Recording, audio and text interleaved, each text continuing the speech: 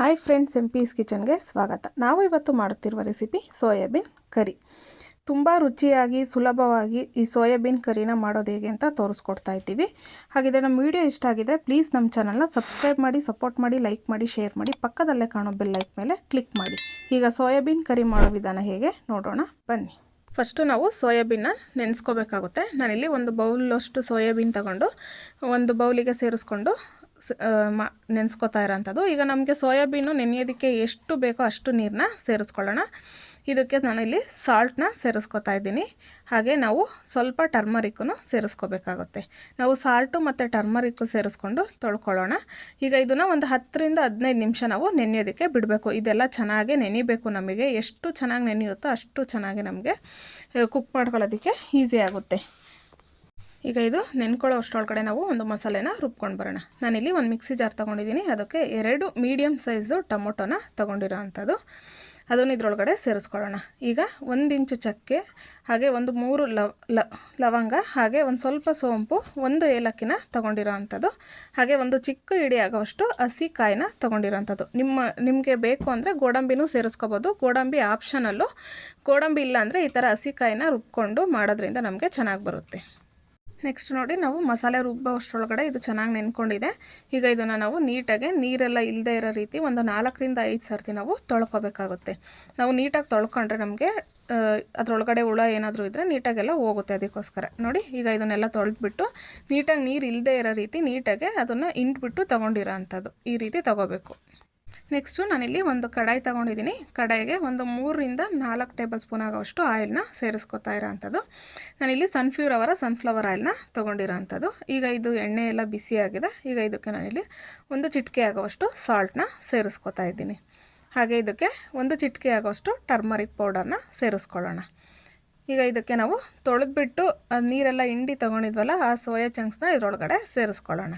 ನಾವು ಈ ರೀತಿ ಸೋಯಾ ಚಂಕ್ಸ್ನ ಮೊದಲೇ ಫ್ರೈ ಮಾಡಿಬಿಟ್ಟು ಮಾಡೋದ್ರಿಂದ ಟೇಸ್ಟು ಚೆನ್ನಾಗಿರುತ್ತೆ ಮತ್ತು ನಮಗೆ ಉಪ್ಪು ಖಾರ ಹೊಂದುತ್ತೆ. ಸೋಯಾ ಚಂಕ್ಸ್ಗೆ ತಿನ್ನಬೇಕಾದ್ರೆ ಟೇಸ್ಟು ಚೆನ್ನಾಗಿರುತ್ತೆ. ಅದಕ್ಕೋಸ್ಕರ ಈಗ ಇದನ್ನೆಲ್ಲ ಒಂದು 3-4 ನಿಮಿಷ ನಾವು ಲೋ ಫ್ಲೇಮಲ್ಲೇ ಫ್ರೈ ಮಾಡ್ಕೋಬೇಕು. ತುಂಬ ಗರಿ ಆಗೋ ರೀತಿ ನಾವು ಫ್ರೈ ಮಾಡಬಾರ್ದು.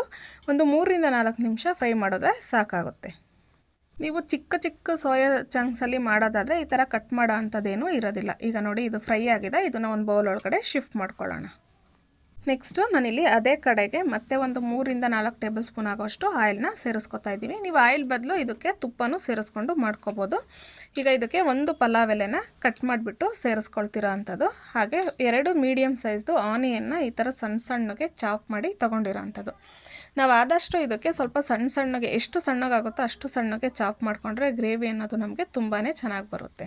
ಈಗ ಇದಕ್ಕೆ ಒಂದು ಸ್ವಲ್ಪ ಕಸೂರಿ ಮೇಥೆನ ತೊಗೊಂಡಿರೋ ಅಂಥದ್ದು. ನಾವು ಕಸೂರಿ ಮೇಥೆನ ಜಾಸ್ತಿ ಸೇರಿಸ್ಕೋಬಾರ್ದು, ಕಹಿ ಆಗಿಬಿಡುತ್ತೆ. ಅದಕ್ಕೋಸ್ಕರ ನಿಮಗೆ ಕಸೂರಿ ಮೇಥೆ ಇಷ್ಟ ಇಲ್ಲ ಅಂದರೆ ಇದನ್ನು ಸ್ಕಿಪ್ಪೂ ಮಾಡ್ಕೋಬೋದು. ನೋಡಿ, ಈಗ ಇದನ್ನೆಲ್ಲ ಮಿಕ್ಸ್ ಮಾಡ್ಕೊಳ್ಳೋಣ. ಆನಿಯನ್ನು ಒಂದು 3-4 ನಿಮಿಷ ಚೆನ್ನಾಗಿ ಫ್ರೈ ಮಾಡ್ಕೋಬೇಕು. ಇದೆಲ್ಲ ಚೆನ್ನಾಗಿ ಫ್ರೈ ಆಗಿ ಗೋಲ್ಡನ್ ಬ್ರೌನ್ ಕಲರ್ ಆಗಬೇಕು. ಅಲ್ಲಿವರೆಗೂ ನಾವು ಫ್ರೈ ಮಾಡಬೇಕಾಗುತ್ತೆ. ಹಸಿ ವಾಸನೆ ಎಲ್ಲ ಹೋಗಬೇಕು. ಈಗ ಇದೆಲ್ಲ ಸ್ವಲ್ಪ ಫ್ರೈ ಆಗಿದೆ. ಇದಕ್ಕೆ ನಾನಿಲ್ಲಿ 1 ಸ್ಪೂನ್ ಆಗೋವಷ್ಟು ಶುಂಠಿ ಬೆಳ್ಳುಳ್ಳಿ ಪೇಸ್ಟ್ನ ತೊಗೊಂಡಿರೋ ಅಂಥದ್ದು. ಈಗ ಇದನ್ನು ಇದರೊಳಗಡೆ ಸೇರಿಸ್ಕೊಂಡು ಒಂದು 30 ಸೆಕೆಂಡು ಹಸಿ ವಾಸನೆ ಹೋಗೋವರೆಗೂ ಇದನ್ನು ಫ್ರೈ ಮಾಡ್ಕೊಳ್ಳೋಣ. ನಿಮ್ಮ ಮನೇಲಿ ಶುಂಠಿ ಬೆಳ್ಳುಳ್ಳಿ ಪೇಸ್ಟ್ ಇಲ್ಲ ಅಂದರೆ ನೀವು ರುಬ್ಬಬೇಕಾದ್ರೇ ಶುಂಠಿ ಬೆಳ್ಳುಳ್ಳಿನ ಸೇರಿಸ್ಕೊಂಡು ರುಬ್ಕೋಬೋದು. ಆ ಟೈಮಲ್ಲೇ ನಾವು ಸೇರಿಸ್ಕೋಬೋದು. ನೋಡಿ, ಈಗ ಇದನ್ನೆಲ್ಲ ಚೆನ್ನಾಗಿ ಫ್ರೈ ಮಾಡ್ಕೊಳ್ಳೋಣ. ಈಗ ಒಂದು 30 ಸೆಕೆಂಡ್ ಆಗಿದೆ. ಇದರಲ್ಲಿ ಹಸಿ ವಾಸನೆ ಎಲ್ಲ ಹೋಗಿ ಈರುಳ್ಳಿನೂ ಚೆನ್ನಾಗಿ ಫ್ರೈ ಆಗಿದೆ. ಈಗ ಇದೇ ಟೈಮಲ್ಲಿ ನಾವು ಆವಾಗಲೇ ಮಸಾಲೆನ ರುಬ್ಬಿಟ್ಕೊಂಡಿದ್ವಲ್ಲ ಟೊಮೊಟೊ ಎಲ್ಲ, ಅದನ್ನು ಇದರೊಳಗಡೆ ಸೇರಿಸ್ಕೊಳ್ಳೋಣ. ನಾವು ಆದಷ್ಟು ಸ್ವಲ್ಪ ಎಷ್ಟು ನುಣ್ಣಗಾಗುತ್ತೋ ಅಷ್ಟು ನುಣ್ಣಗೆ ನಾವು ರುಬ್ಕೋಬೇಕಾಗುತ್ತೆ. ಈಗ ಇದಕ್ಕೆ ಸ್ವಲ್ಪ ನೀವು ನೀರನ್ನ ಸೇರಿಸ್ಕೊಂಡು ಮಿಕ್ಸ್ ಮಾಡ್ಕೋಬೋದು. ಇಲ್ಲಾಂದರೆ ಈ ರೀತಿ ಹಾಕಿ ನಾವು ಲೋ ಫ್ಲೇಮಲ್ಲಿ ಇಟ್ಕೊಂಡೇ ಸೇರಿಸ್ಕೋಬೇಕಾಗುತ್ತೆ ಮಸಾಲೆ ಅನ್ನೋದು. ಈಗ ಇದನ್ನೆಲ್ಲ ಒಂದು ಸರ್ತಿ ಮಿಕ್ಸ್ ಮಾಡ್ಕೊಳ್ಳೋಣ. ಇದಕ್ಕೆ ಇಲ್ಲಿ ನಾನು ಸ್ವಲ್ಪ ನೀರನ್ನ ಸೇರಿಸ್ಕೊಂಡು ಜಾರಿಗೇ ಸೇರಿಸ್ಕೊತಾ ಇದ್ದೀನಿ. ಈಗ ಇದನ್ನೆಲ್ಲ ಸ್ವಲ್ಪ ನಾವು ಒಂದು ಹಸಿ ವಾಸನೆ ಹೋಗೋವರೆಗೂ ಫ್ರೈ ಮಾಡ್ಕೋಬೇಕು. ಯಾಕೆಂದರೆ ನಾವು ಮುಂಚೆನೇ ನಾವು ಹಸಿನೇ ರುಬ್ಕೊಂಡಿರೋದ್ರಿಂದ ಅದರೊಳಗಡೆ ಹಸಿ ಸ್ಮೆಲ್ ಅನ್ನೋದು ಹಾಗೇ ಇರುತ್ತೆ. ಅದಕ್ಕೋಸ್ಕರ ನಾವು ಹಸಿ ಸ್ಮೆಲ್ಲೆಲ್ಲ ಹೋಗೋವರೆಗೂ ಒಂದು 2-3 ನಿಮಿಷ ಲಿಡ್ ಕ್ಲೋಸ್ ಮಾಡಿ ಕುಕ್ ಮಾಡ್ಕೊಳ್ಳೋಣ. ನಮಗೆ ಗ್ರೇವಿ ಅನ್ನೋದು ಚೆನ್ನಾಗಿ ಘಮ ಘಮ ಅಂತ ಫ್ಲೇವರ್ ಬರಬೇಕು, ಅಲ್ಲಿವರೆಗೂ ನಾವು ಇದನ್ನು ಕುಕ್ ಮಾಡ್ಕೋಬೇಕಾಗುತ್ತೆ. ನೋಡಿ ಈಗ ಒಂದು 2-3 ನಿಮಿಷ ನಾವು ಕುಕ್ ಮಾಡ್ಕೊಂಡಿದ್ದೀವಿ. ಈಗ ಇದನ್ನೆಲ್ಲ ಒಂದು ಸರ್ತಿ ಮಿಕ್ಸ್ ಮಾಡ್ಕೊಳ್ಳೋಣ. ನಾವು ಗ್ರೇವಿ ಕನ್ಸಿಸ್ಟೆನ್ಸಿ ನೋಡಿಕೊಂಡು ನೀರನ್ನ ಸೇರಿಸ್ಕೋಬೇಕಾಗುತ್ತೆ. ನಾವು ತುಂಬ ಗಟ್ಟಿಗೆ ತುಂಬ ತೆಳುವಾಗೂ ಮಾಡ್ಕೋಬಾರ್ದು. ಈಗ ಇದೇ ಟೈಮಲ್ಲಿ ಇದೆಲ್ಲ ಸ್ವಲ್ಪ ಫ್ರೈ ಆಗಿದೆ. ನಾನಿಲ್ಲಿ ಖಾರಕ್ಕೆ ಅನುಗುಣವಾಗಿ ಖಾರದ ಪುಡಿನ ತಗೊಂಡಿರೋ ಅಂಥದ್ದು. ಖಾರ ನೋಡಿಕೊಂಡು ಸೇರಿಸ್ಕೋಬೇಕಾಗುತ್ತೆ. ಹಾಗೆ ಇದಕ್ಕೆ 1 ಸ್ಪೂನ್ ಆಗೋವಷ್ಟು ಧನಿಯಾ ಪುಡಿನ ಸೇರಿಸ್ಕೊಂಡಿದ್ದೀನಿ. ಹಾಗೆ 1/4 ಟೀ ಸ್ಪೂನ್ ಆಗೋವಷ್ಟು ಗರಂ ಮಸಾಲೆನ ಸೇರಿಸ್ಕೊಂಡಿರೋ ಅಂಥದ್ದು. ಹಾಗೆ 1 ಚಿಟಿಕೆ ಆಗೋವಷ್ಟು ಟರ್ಮರಿಕ್ ಪೌಡರು. ಈಗ ಇದನ್ನು ಎಲ್ಲನೂ ಒಂದು 30 ಸೆಕೆಂಡು ನಾವು ಫ್ರೈ ಮಾಡ್ಕೋಬೇಕಾಗುತ್ತೆ. ಇದರಲ್ಲಿ ಹಸಿ ವಾಸನೆ ಎಲ್ಲ ಹೋಗಬೇಕು, ಅಲ್ಲಿವರೆಗೂ ನಾವು ಫ್ರೈ ಮಾಡ್ಕೋಬೇಕು.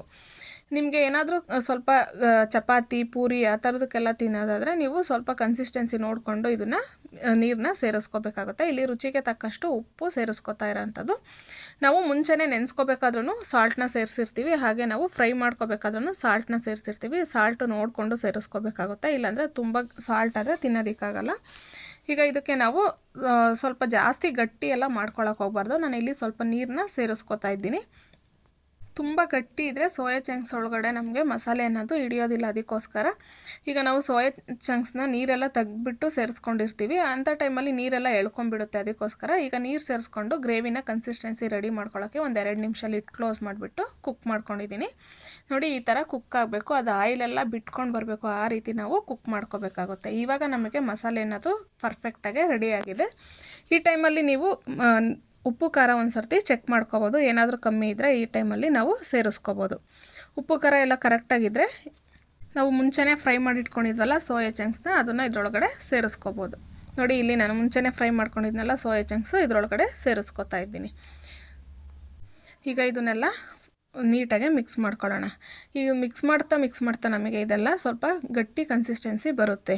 ಯಾಕೆಂದರೆ ಸೋಯಾ ಚಂಕ್ಸ್ ಒಳಗಡೆ ನೀರಿನ ಅಂಶ ಎಲ್ಲ ಎಳ್ಕೊಳ್ಳುತ್ತೆ. ಅದಕ್ಕೋಸ್ಕರ ನಮಗೆ ಸ್ವಲ್ಪ ಇದಕ್ಕೆ ಖಾರನ ಸ್ವಲ್ಪ ಜಾಸ್ತಿನೇ ಸೇರಿಸ್ಕೊಂಡು ಮಾಡ್ಕೋಬೇಕಾಗುತ್ತೆ, ಇಲ್ಲಾಂದರೆ ಅದು ಸಪ್ಪೆ ಸಪ್ಪೆ ಅನಿಸುತ್ತೆ. ಅದಕ್ಕೋಸ್ಕರ ಈಗ ಇದನ್ನೆಲ್ಲ ಮಿಕ್ಸ್ ಮಾಡಿ ಒಂದು 2-3 ನಿಮಿಷ ನಾವು ಕುಕ್ ಮಾಡ್ಕೊಳ್ಳೋಣ.